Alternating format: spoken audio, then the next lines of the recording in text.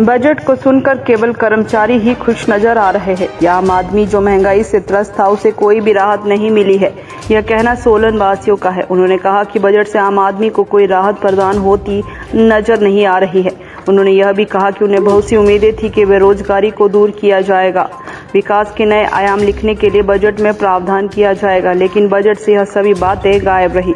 Budget को देखकर ऐसा लग रहा है कि जयराम सरकार ने केवल कर्मचारियों को खुश रखने का प्रयास किया है। वहीं शहरवासियों मनीष साहनी, जगमोहन मल्होत्रा और कुशल जेठी ने कहा कि बजट केवल नाम का है और आंकड़ों का मकड़ जाल है। मुख्यमंत्री जयराम ठाकुर करोड़ों रुपए की घोषणाएं तो करते रहे, लेकिन इन घोषणाओं पर पैसा आएगा कहां से, इस बारे में उन्होंने कोई जिक्र नहीं किया, जिससे ऐसा प्रतीत होता है कि प्रदेश पर वित्तीय भार अभी और बढ़ने वाला है। उन्होंने कहा कि बजट में बेरोजगारों को रोजगार कैसे देंगे, इस बारे में कोई स्पष्ट नहीं किया। वहीं व्यापारियों को प्रदेश सरकार ने कोई राहत प्रदान नहीं की। आम आदमी कोरोना संकट की वजह से आर्थिक रूप से कमजोर हो चुका था, उसे भी किसी तरह से कोई लाभ पहुंचाने का प्रावधान नहीं किया। माननीय मुख्यमंत्री जी, जो हमारे वित्त मंत्री भी हैं, उन्होंने आज ये अपना 5वां और इस टर्म का अंतिम बजट पेश किया है। इसके अंतर्गत उन्होंने कुछ जो वर्कर्स हैं या कुछ कर्मचारियों को राहत देने की कोशिश की है, और उसके साथ साथ जो है मैं ये भी बोलना चाहूँगा कि उन्होंने 51,000 कुछ करोड़ रुपए का ये बजट पेश किया है, और जो पिछले साल 50,000 करोड़ का था। इसके अंतर्गत आपको मैं ये बात क्लियर करना चाहूँगा, इसमें से 62%, अगर मान लीजिए 51,000 करोड़ में से 62% जो अमाउंट है वो प्रदेश के लोन का, सैलरी बिल का और जो आपका पेंशन है उसमें चला जाएगा। बाकी सरकार के पास सिर्फ 38% पैसा रहता है, वो डेवलपमेंट पे लगेगा।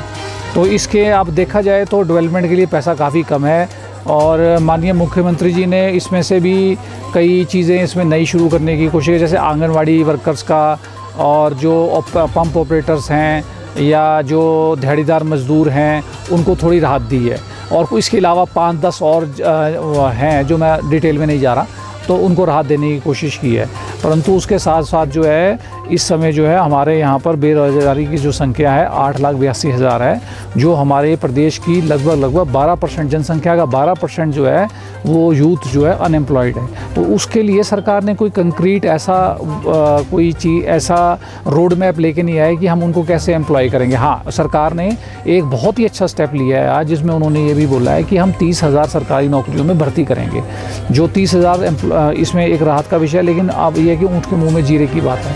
8,80,000, लेकिन परंतु एक बात साथ ये भी है कि हर एक आदमी को प्रदेश के अंदर नौकरी सरकार के द्वारा नहीं दिलाई जा सकती, लेकिन है कि सरकार ने अपनी तरफ से जो लिमिटेड रिसोर्सेज है, क्योंकि ये एक कंजम्पशन बेस्ड स्टेट है, हमारे पास आय के साधन कम है, और हमारे लोन जो हैं और सैलरी सबसे ज़्यादा जो है सरकारी एम्प्लॉयज़ भी हिमाचल प्रदेश में ही हैं, जो रेशो है देश की उसमें। तो इसलिए जो है इससे एक्सपेक्टेशंस ज़्यादा थी, लेकिन ये है कि एक ये चुनावी बजट था, इसमें सरकार ने जो है अनएम्प्लॉयमेंट जो सबसे बड़ा मुद्दा है देश का, प्रदेश का, उसको बहुत बेहतरीन तरीके से एड्रेस नहीं किया, वो करना चाहिए था। पहले बजट को देखा जाए, जिस तरह की सरकार के पास सुविधाएं उपलब्ध थी उस हिसाब से ये बजट अच्छा है। आज जहां कोरोना महामारी के 2 साल के बाद जनता महंगाई से त्रस्त है, आज 2 वक्त की रोटी भी जनता को कमाने में खून पसीना बहाना पड़ रहा है, वो भी उनको नहीं मिल पा रही।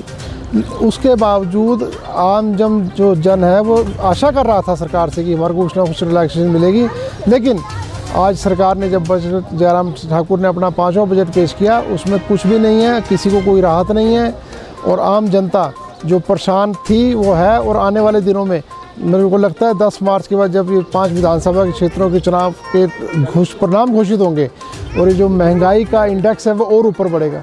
अभी चुनाव करके पेट्रोल और उसके डीजल के दाम सरकार ने रोक रखे हैं, लेकिन जैसे रिजल्ट आएंगे उसके बाद जो मीडिया कह रहा है, जो आर्थिक सर्वे आ रहे हैं कि महंगाई और कई गुना बढ़ेगी, और ये थोड़ा बहुत जो अगर कोई राहत दी है, जो मानदेय लोगों के इन्होंने बढ़ाए हैं चुने प्रतिनिधियों के, उसके अलावा इस बजट में कुछ भी नहीं है।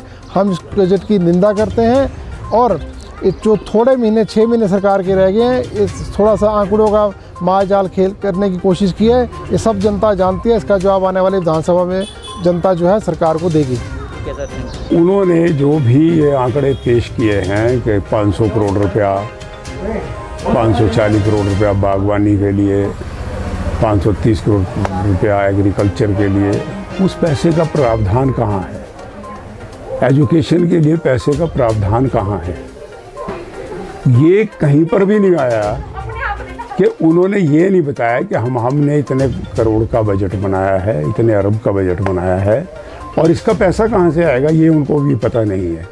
घोषणा की एक लिखा हुआ भाषण पढ़ दिया जो अधिकारियों ने तैयार किया था और सुना दिया। और सिवाय मानदेय बढ़ाने के किसी बेरोजगार युवा की कोई बात नहीं हुई कि कोई नौकरियों का प्रावधान होगा। जो बच्चे सड़कों पे धक्के खा रहे हैं, माँ बाप की आशाओं की दीप है कि भाई अब ये कुछ नौकरी करेगा, घर का कुछ चलेगा, वो कहीं पर भी नहीं है।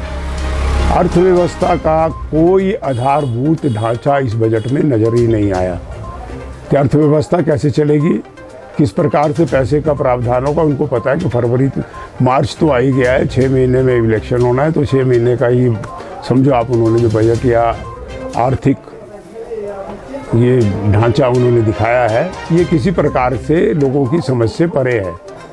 ना युवाओं के बारे में कोई बात हुई, ना कर्मचारियों की पेंशन के बारे में कोई बात हुई, ना महिलाओं को सशक्तिकरण के बारे में कोई बात हुई, ना नौजवान युवा युवतियों को रोजगार की बात हुई, ना व्यापारियों को किसी प्रकार की कोई राहत मिली। सिवाय आंकड़े प्रस्तुत करने के लिए एक मकर जाल को बनाया गया और लिखा हुआ भाषण पढ़ के जो पूरे आंकड़े थे उन्होंने सुना दिए। अगर उनसे पूछें तो भाई ये पैसे का प्रावधान आपने कहाँ से किया, जो आप पैसा खर्चेंगे वो आएगा कहाँ से, ये तो बताएं। सरकार एक आंकड़ों का भ्रम जाल फैलाने की कोशिश कर रही है। लोगों को भी आपका मानदेय बढ़ गया है, आप चिंता ना करें, आप घबराएं ना, बस यही बात है इसमें कि मानदेय बढ़ा दिया, पैसे कहाँ हैं बताइए।